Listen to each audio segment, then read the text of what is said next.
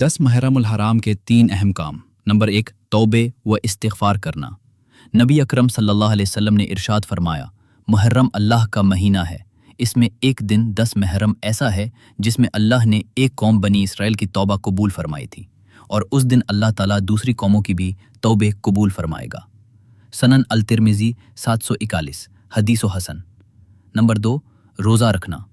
نبی اکرم صلی اللہ تعالیٰ علیہ وسلم نے ارشاد فرمایا، میں اللہ سبحانہ و تعالیٰ سے امید رکھتا ہوں کہ وہ یوم عاشورہ 10 محرم الحرام کے روزے کو گزشتہ سال کے گناہوں کا کفارہ بنا دے گا۔ صحیح مسلم 247، حدیث و صحیح۔ نمبر 3، اہل و عیال پر فراخ دلی سے خرچ کرنا۔ نبی اکرم صلی اللہ تعالیٰ علیہ وسلم نے ارشاد فرمایا، جو شخص عاشورہ 10 محرم کے دن اپنے اہل و عیال پر فراخی سے خرچ کرے گا، اللہ سبحانہ و تعالیٰ اس کے رزق میں سال بھر کشادگی عطا فرمائے گا۔ المعجم الکبیر لطبرانی 1007۔